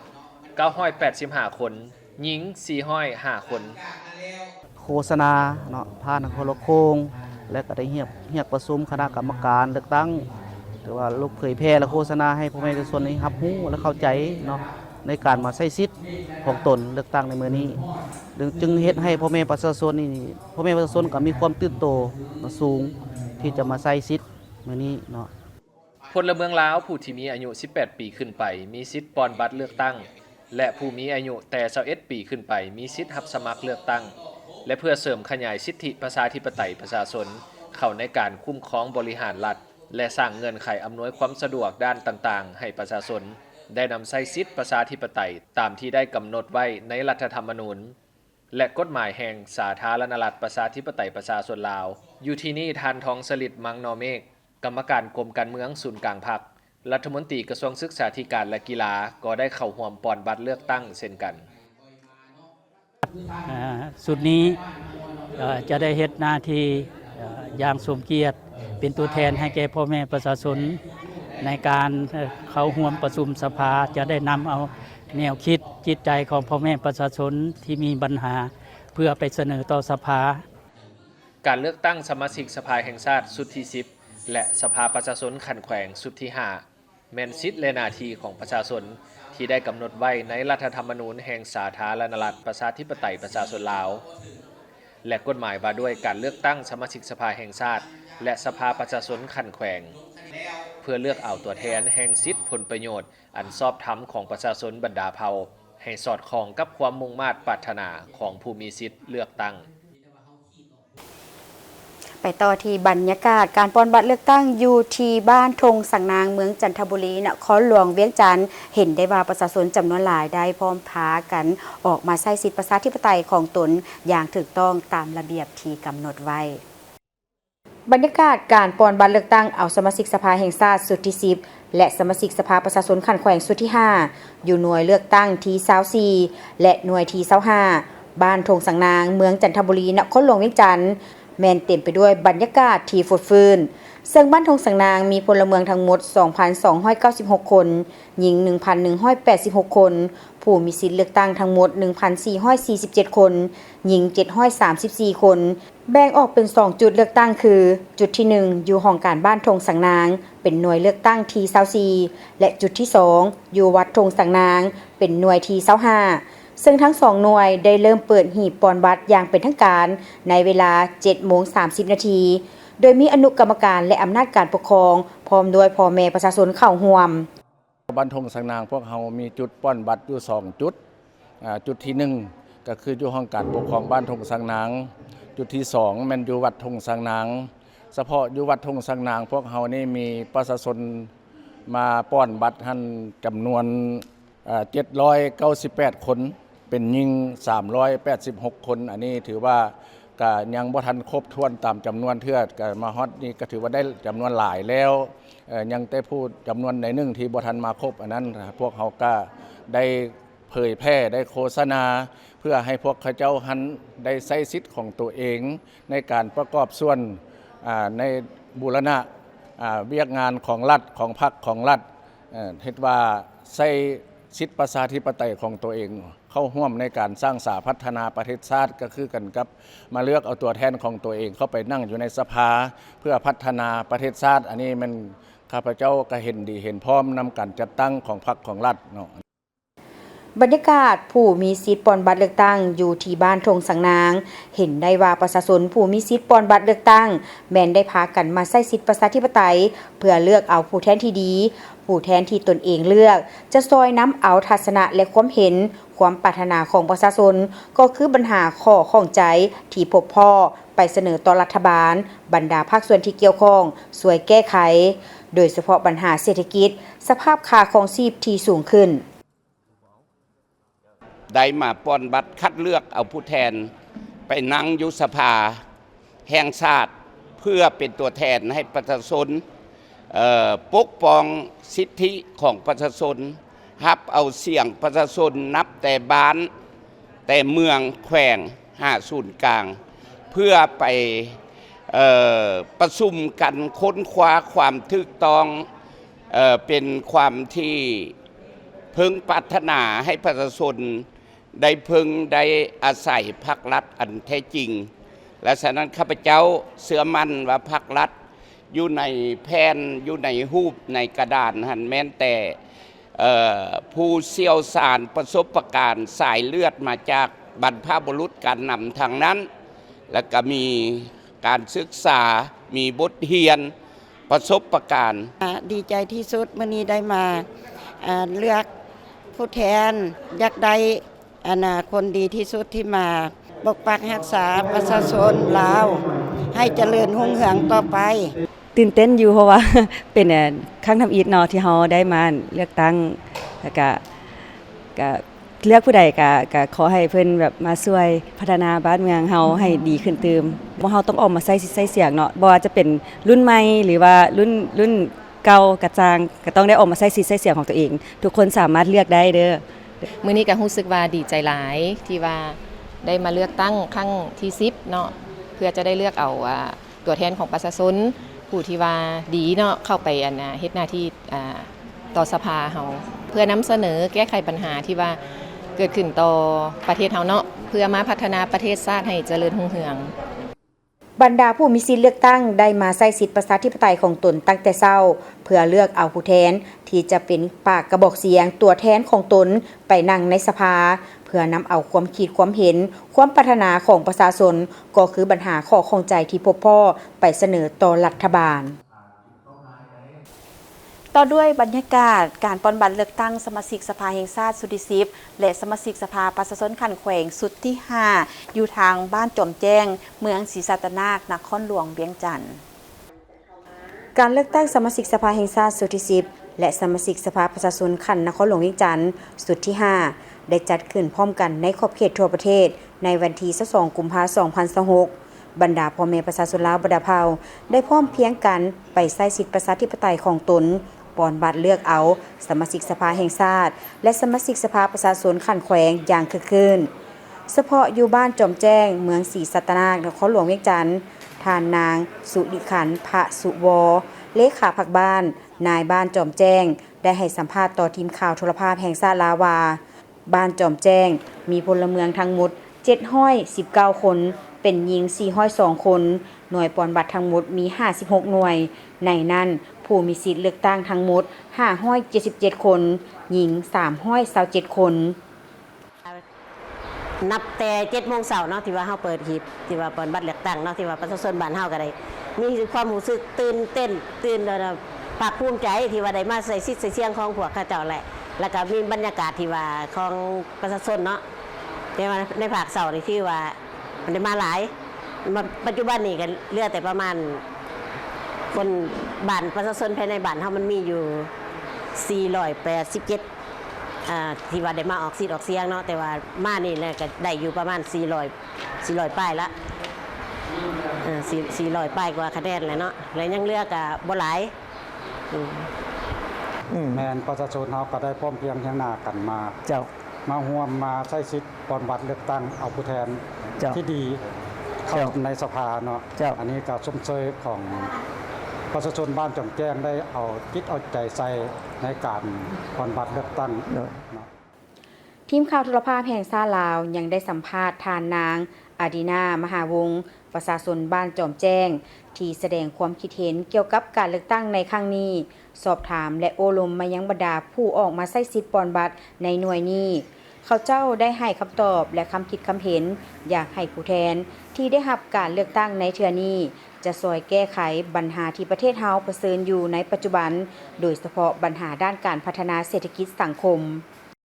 ปลื้มปิติดีใจเนาะที่ได้ออกสิทธิ์ออกเสียงเลือกตั้งเอาผู้แทนสภา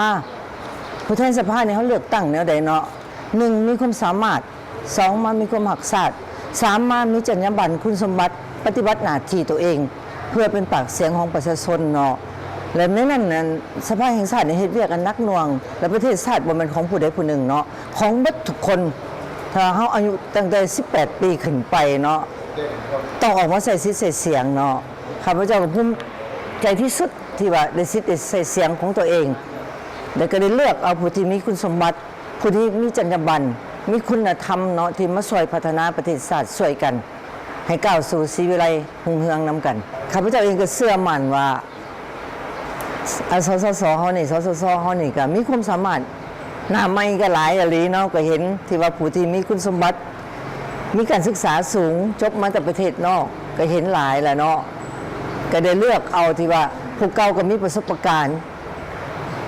มาแล้วผู้ใหม่ก็ต้องเฮียนแล้วก็เห็นความก้าวหน้าความใหม่ของโลกของเฮาย่างไปฮอดไสแล้วสมทบกันแล้วก็เชื่อมโยงกันให้ประเทศชาติเจริญศรีวิไลบ้านเลือกตั้งในครั้งนี้ทั่วประเทศมีผู้มีสิทธิ์เลือกตั้งสมาชิกสภาแห่งชาติและสมาชิกสภาประชาชนขันแขวงทั้งหมด 4,764,384 คนหญิง 2,384,104 คนในนี้เฉพาะอยู่นครหลวงเวียงจันทน์ผู้มีสิทธิ์เลือกตั้งทั้งหมด 663,410 คนหญิง 331,347 คนมีหน่วยปอนบัตรเลือกตั้งทั้งหมด802หน่วย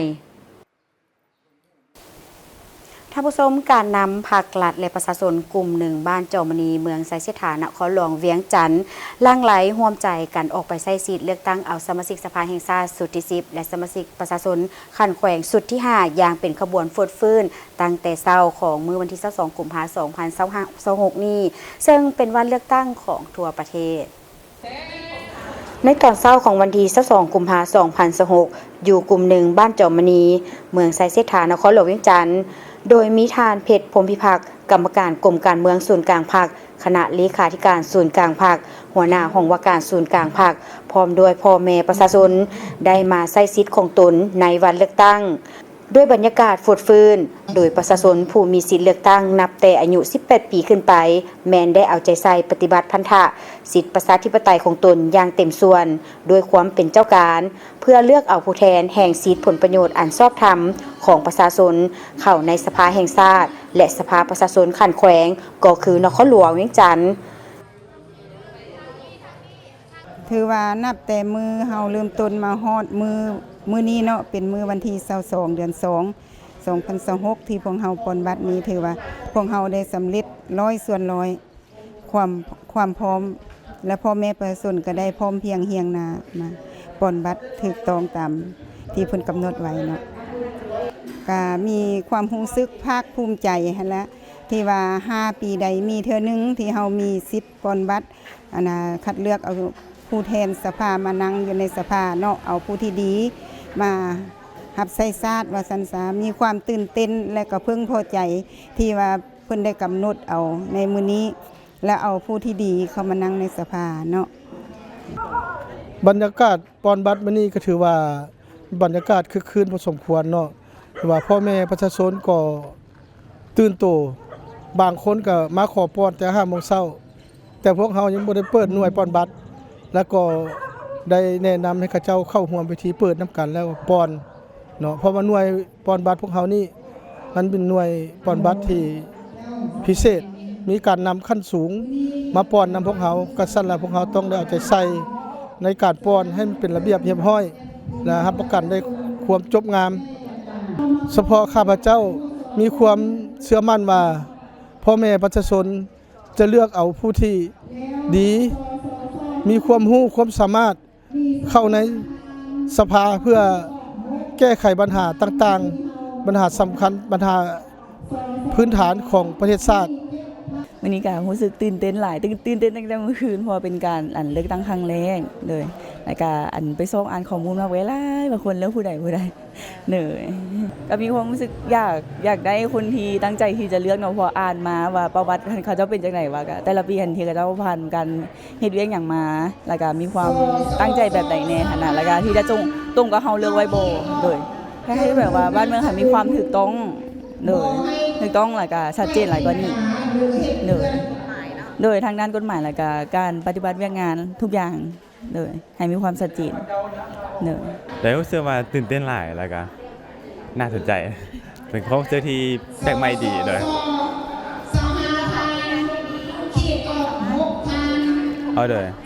ตามที่น้อง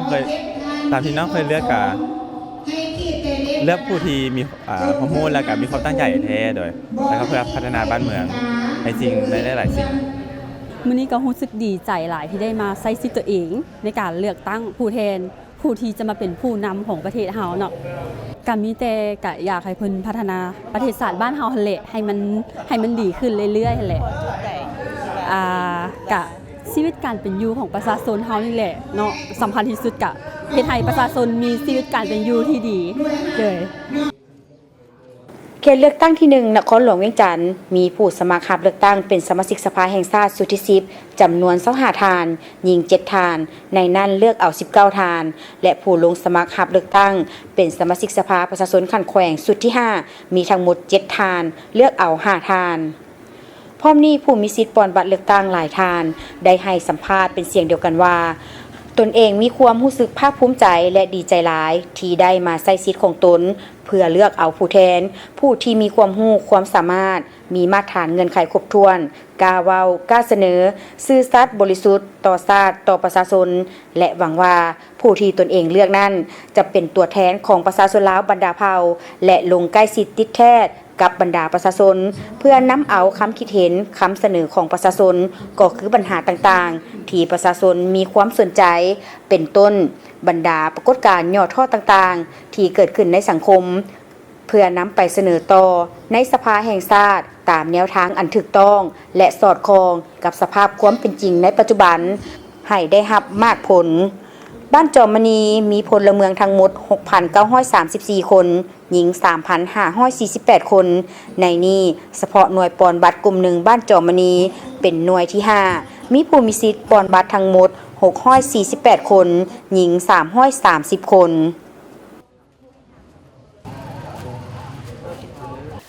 ไปต่อที่บรรยากาศของการปอนบัตรเลือกตั้งสมาชิกสภาแห่งชาติสุดที่10และสมาชิกสภาประชาชนขวัญแขวงสุดที่5อยู่ทางบ้านลาดควยเมืองไซธานีนครหลวงเวียงจันทน์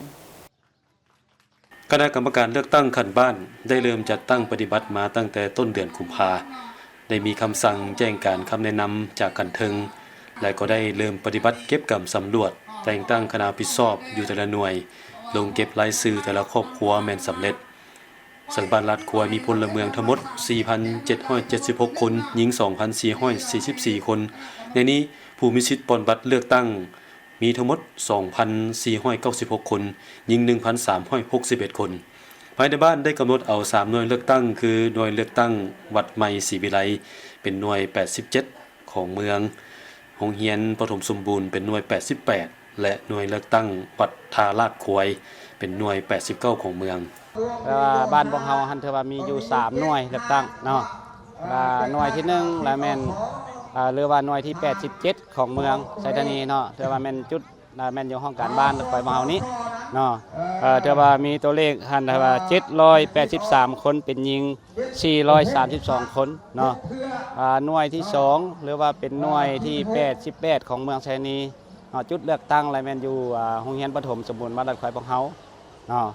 เทว่ามีจำนวนพลทั้งหมดเนาะผู้มีสิทธิเลือกตั้งนี่แต่มัน873คนเป็นหญิง456คนเนาะและหน่วยเลือกตั้งที่3ของบ้านหรือว่าหน่วยเลือกตั้งที่89เนาะเทว่าของบัญชีนี้ฮะและแม่นจุดสถานที่และแม่นอยู่วัดนาทีทองลาดควายคุม6เนาะอันนั้นแม่นเทว่าบ้านลาดควายพวกเฮาเนาะเทว่ามี3หน่วยเลือกตั้งเทว่ารวมทั้ง3หน่วยเลือกตั้งเทว่าพวกเฮามีพลเมืองทั้งหมดและแม่น 2,496 คนเนาะเป็นหญิง 1,361 คนเนาะอันนี้แม่นรายชื่อผู้มีสิทธิ์ปอนบัตรเลือกตั้งตัวจริงว่าซะเนาะอันนี้ผู้มีชื่อในนั้นหันก็มีจำนวนหนึ่งเนาะที่ว่า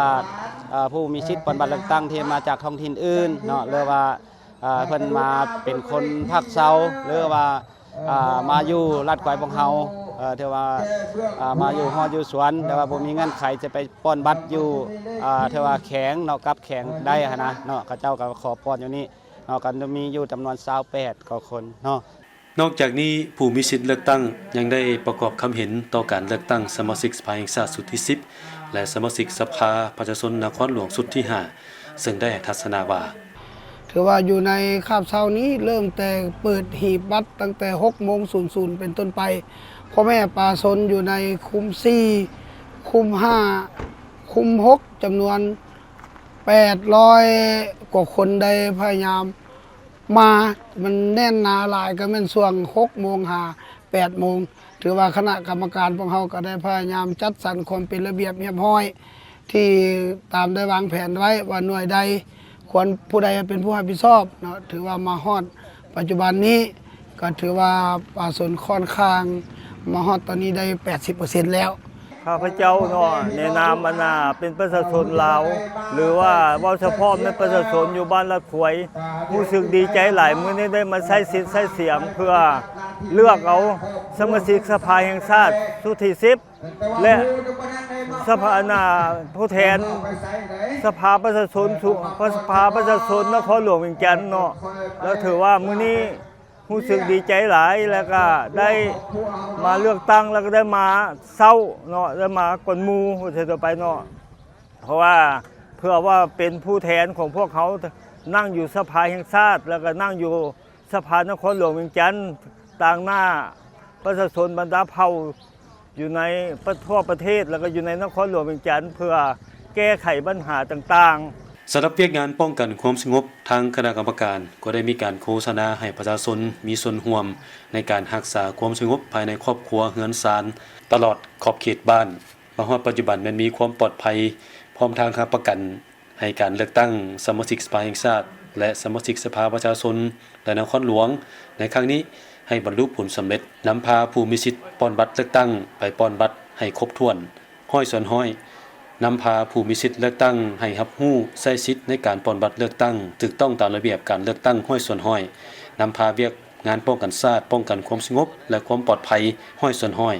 และนำพาเวียกงานป้อนบัตรเลือกตั้งให้รับประกันความโปร่งใสห้อยส่วนห้อยท่านผู้ชมทางบนนี้คือการรายงานข่าวไทยอาทิตย์จากห้องข่าวโทรภาพแห่งชาติลาวขอบใจทุกท่านที่ให้เกียรติติดตามรับชมโฆษกทั้งสองพร้อมด้วยทีมงานข่าวต้องขอลาทานผู้ชมไปก่อนสบายดี